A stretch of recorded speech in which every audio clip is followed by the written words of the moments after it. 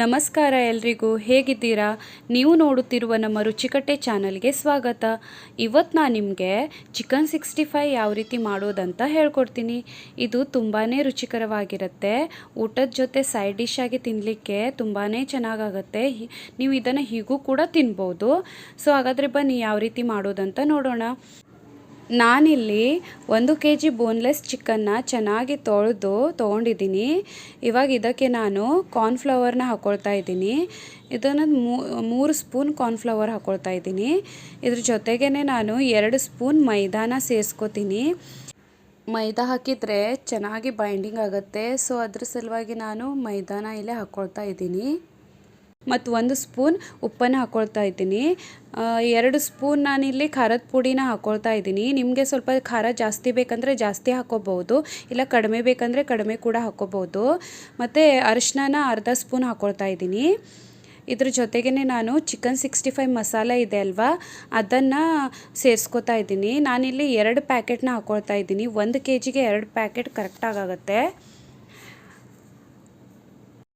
ಮತ್ತು ಕಸೂರಿ ಮೇಥಿನ ನಾನು ಈ ರೀತಿ ಕೈಯಲ್ಲಿ ಇಟ್ಕೊಂಡು ಉಜ್ಕೊಂಡು ಹಾಕ್ಕೊಳ್ತಾ ಇದ್ದೀನಿ. ಇದು ಕಸೂರಿ ಮೇಥಿ ಚೆನ್ನಾಗಿ ಟೇಸ್ಟ್ ಕೊಡುತ್ತೆ. ಸೊ ಅದ್ರ ಸಲುವಾಗಿ ಹಾಕ್ಕೊಳ್ತಾ ಇದ್ದೀನಿ. ಮತ್ತು 1 ಮೊಟ್ಟೆನ ಹಾಕ್ಕೊಳ್ತಾ ಇದ್ದೀನಿ. ಇದು ಕಸೂರಿ ಮೇಥಿ ಆಪ್ಷನಲ್, ನೀವು ಬೇಕಾದರೆ ಹಾಕ್ಕೋಬೋದು, ಇಲ್ಲಾಂದರೆ ಬಿಡ್ಬೋದು, ನಡೀತದೆ.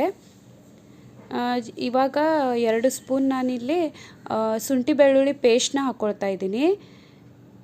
ನಾನಿಲ್ಲಿ ಅಷ್ಟು ಮಸಾಲೆನ ಹಾಕ್ಕೊಂಡಿದ್ದೀನಿ. ಇದು ಚೆನ್ನಾಗಿ ಮಿಕ್ಸ್ ಮಾಡ್ಕೊಳ್ಳೋಣ. ಅದು ಚಿಕನ್ ಪೀಸಿಗೆ ಚೆನ್ನಾಗಿ ಮಸಾಲೆ ತಾಗಬೇಕು, ಹಾಗೆ ಮಿಕ್ಸ್ ಮಾಡ್ಕೋಬೇಕು ಚೆನ್ನಾಗಿ. ಇದು ಚೆನ್ನಾಗಿ ಮ್ಯಾರಿನೇಟ್ ಮಾಡಿಕೊಂಡು ಒಂದು ತಾಸು ಅಥವಾ 2 ತಾಸು ಫ್ರಿಜ್ಜಲ್ಲಿ ಇಡಬೇಕು. ಅಂದರೆ ಮಸಾಲೆ ಚೆನ್ನಾಗಿ ಹತ್ತುತ್ತೆ. ನಾನಿಲ್ಲಿ ಇವಾಗ ಇದನ್ನು 1 ತಾಸು ಫ್ರಿಜ್ಜಲ್ಲಿ ಇಟ್ಕೋತೀನಿ. ಇವಾಗ 1 ತಾಸು ಆಗಿದೆ. ನಾನಿಲ್ಲಿ ಎಣ್ಣೆ ಕಾಯ್ಲಿಕ್ಕೆ ಇಟ್ಟಿದ್ದೀನಿ. ಇಲ್ಲಿ ನೋಡಿ, ಇದು ಮಸಾಲೆ ಎಲ್ಲ ಚೆನ್ನಾಗಿ ತಾಗಿದೆ. ಇವಾಗ ಇದನ್ನು ಫ್ರೈ ಮಾಡ್ಕೊಳ್ಳೋಣ. ಎಣ್ಣೆನೂ ಕಾದಿದೆ. ಇವಾಗ ಇದರೊಳಗೆ ಪೀಸಸ್ನ ಬಿಡೋಣ.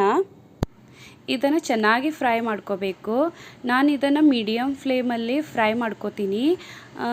ಮೀಡಿಯಮ್ ಫ್ಲೇಮಲ್ಲಿ ಫ್ರೈ ಮಾಡಿಕೊಂಡ್ರೆ ಚೆನ್ನಾಗಿ ಫ್ರೈ ಆಗುತ್ತೆ. ಇಲ್ಲಾಂದರೆ ಹೈ ಫ್ಲೇಮಲ್ಲಿ ಏನಾದರೂ ಫ್ರೈ ಮಾಡಿದರೆ ಮೇಲಿನ ಮಸಾಲೆ ಅಷ್ಟೇ ಫ್ರೈ ಆಗುತ್ತೆ, ಒಳಗಡೆ ಇರೋ ಚಿಕನ್ ಸ್ವಲ್ಪ ಹಸಿ ಹಸಿಯಾಗಿರುತ್ತೆ. ಸೊ ಒಳಗಡೆ ಇರೋ ಚಿಕನ್ ಕೂಡ ಫ್ರೈ ಆಗಬೇಕಂದ್ರೆ ಗ್ಯಾಸ್ನ ಮೀಡಿಯಮ್ ಫ್ಲೇಮಲ್ಲೇ ಇಟ್ಕೊಂಡು ಫ್ರೈ ಮಾಡ್ಕೋಬೇಕು. ಇದು ಇವಾಗ ಆಗಿದೆ. ಇದನ್ನು ನಾನು ತೆಗಿತೀನಿ. ನೋಡ್ತಾ ಇದ್ದೀರಲ್ವ ಎಷ್ಟು ಚೆನ್ನಾಗಿ ಕಾಣಿಸ್ತಾ ಇದೆ ನೋಡಿ. ಚಿಕನ್ 65 ತಿನ್ನಲಿಕ್ಕೆ ರೆಡಿಯಾಗಿದೆ.